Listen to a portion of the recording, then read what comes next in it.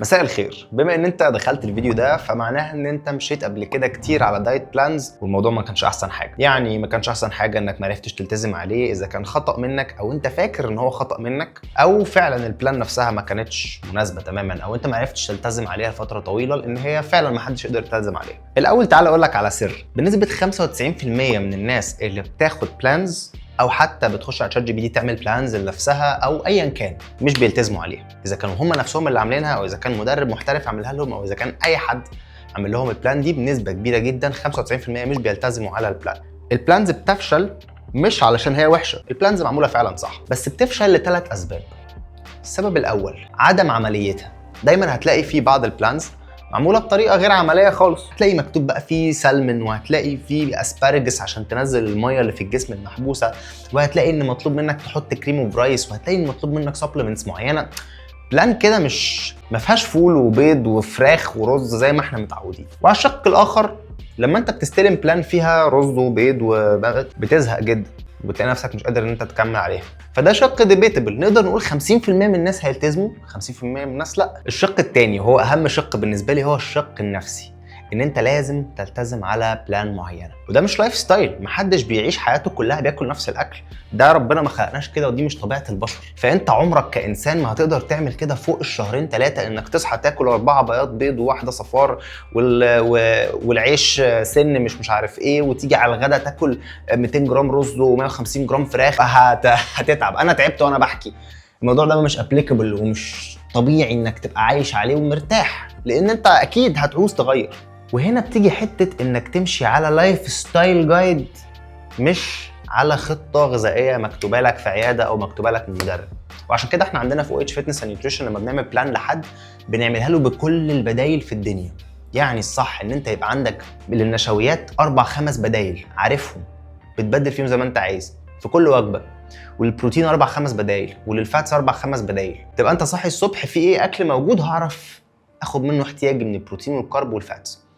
فاللعبه مش لعبه انواع اكل، اللعبه لعبه ماكروز. تبقى عارف الماكروز اللي انت المفروض تاخدها في يومك وتغطيها من الاكل اللي قدامك. وده هو اللايف ستايل جايد. وعشان كده بتلاقي مدربين كتير جدا اللي بياكل برجر ورفيع وشادد وبتاع، وانا اكبر مثال. انا اكلي اللي صحابي بيشوفوني باكل اكل غريب جدا، بس انا على طول عارف الاكل ده يساوي كام دهون ويساوي كام كارب ويساوي كام فاتس. ولما بترجمها كده بعرف انا زودت في الفاتس كتير قوي، محتاج اقلل الفاتس في اليومين الجايين عشان انا خدت النهارده الفاتس بتاعت يومين مثلا. لان جسمك ما بيفهمش ان دي 24 ساعه وقفلت، جسمك يفهم والله على مدار اسبوع الراجل ده عمل عجز في السعرات الحراريه مثلا 7000 سعر حراري، فهيخس كيلو من الدهون الصافي.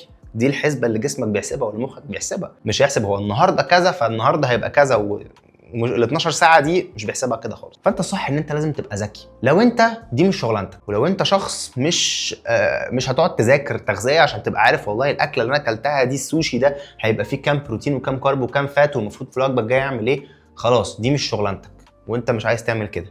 لما تشترك مع مدرب اتاكد، او مع نيوتريشنست او مع دكتور، اتاكد انه يحط لك بدايل كافيه من الاكل.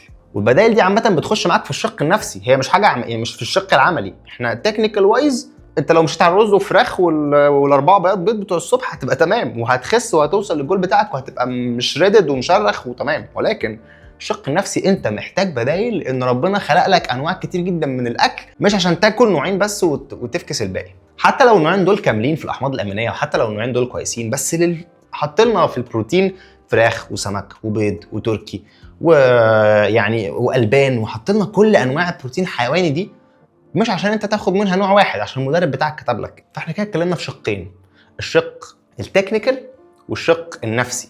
الشق النفسي بالنسبه لي من الحاجات المهمه جدا. الشق الثالث هو انك تكون كنت ماشي على دايت قاسي جدا، دايت بيخليك تشيل ماكرو نيوترينت زي الكيتو.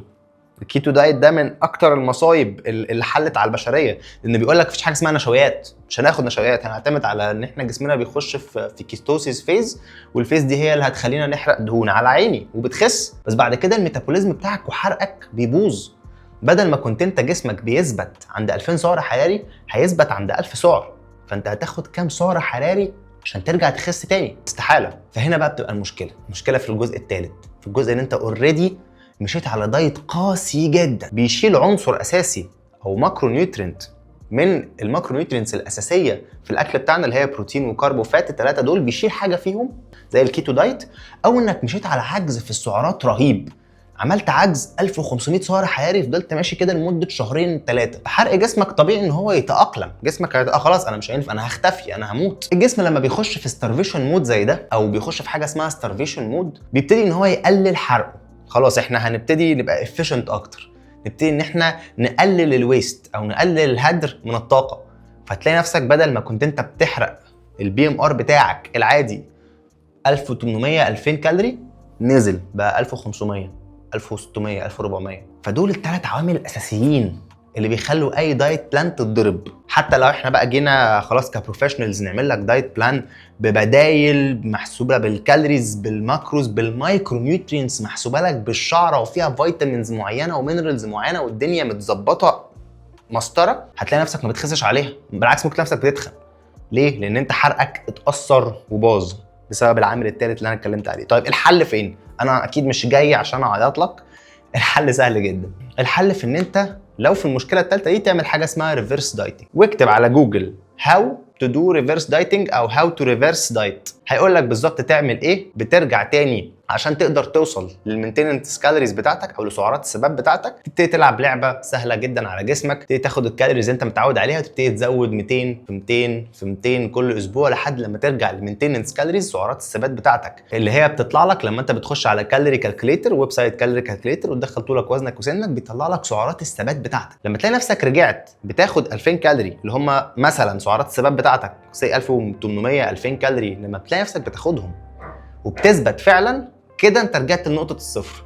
كده اي دايت بلان هتاخدها فيها عجز من السعرات ان شاء الله 500 كالوري هتخس عليها. بس اتاكد لما تعمل كده ساعتها انك تمشي على او تراعي الشق الثاني هو الشق النفسي، وانك تحط لنفسك بدائل كتير من الاكل، تبتدي ان انت ما تعملش عجز شديد جدا في السعرات، تبتدي ان انت تدرج العجز بتاعك في السعرات الحراريه. وثالث واهم حاجه، اوعى اوعى اوعى تشيل ماكرو نيوترينت، يعني زي الكاربز تماما ولا البروتين تماما ولا الفاتس تماما، ما تشيلش ولا عنصر من دول من اليوم بتاعك. لازم اليوم بتاعك يكون فيه بروتينز وكاربز وفاتس. وهقول لك على تip حلوه، اضرب وزن جسمك في 1.7، الرقم اللي يطلع لك ده عدد جرامات البروتين اللي انت المفروض تاخده علشان تقدر تحافظ على عضلاتك او حتى تبنيها، وتضرب وزن جسمك في 0.6 او 0.7، والرقم اللي هيطلع لك دي عدد جرامات دهون، والباقي حضرتك هتاخده من النشويات. كده انت قفلت المثلث بتاعك في الماكرو نيوترينتس، ومن هنا تقدر تبتدي تعمل عجز في السعرات بتاعتك فتخس، او تعمل فائض في السعرات بتاعتك فتزيد كتله عضليه. الموضوع سهل جدا. طيب دلوقتي انت لو مش معاك فلوس تشترك مع حد يعمل لك دايت بلان فليكسبل قوي، وانت ما فيكش دماغ ان انت تقعد تدور على يوتيوب او تحسب او تدور او تعمل الكلام ده كله، احنا مخصوص علشان ده في OH فيتنس اند نيوتريشن. مش لازم تتمرن معانا، انت ممكن تشتري كورس اسمه ذا نيكست ليفل كورس. الكورس ده مهما كان الليفل بتاعك، اذا كنت بيجنر خالص او انترميديت او حتى ادفانس بتتمرن بقالك 4 و5 سنين، هتستفاد جدا من الكورس ده. الكورس عباره عن 13 شابتر، كل شابتر 10 دقائق بنتكلم عن توبيك معين، وكل شابتر مشروح بالفيديوز وعليه تطبيقات عمليه، ازاي تعمل لنفسك دايت بلان، ازاي تعمل لنفسك ورك اوت بروجرام، ازاي تحسب لنفسك السعرات، ازاي تعمل لنفسك خطه من المكملات الغذائيه لو انت حابب. كل الحاجات دي هتلاقي نفسك بقيت مدرب نفسك من الالف الى الياء، بس في كورس حرفيا ممكن تخلصه في يومين 3. وتقدر تشتري الكورس ده بديسكاونت 60%، هتلاقي اللينك بتاعه تحت في البايو، هتخش هيدخلك على الويب سايت بتاعنا، ومن هناك تقدر انك تشتري الكورس. والف مبروك، بقيت مدرب نفسك في اقل من 3-4 ايام. بس فعلا محتاج تركز.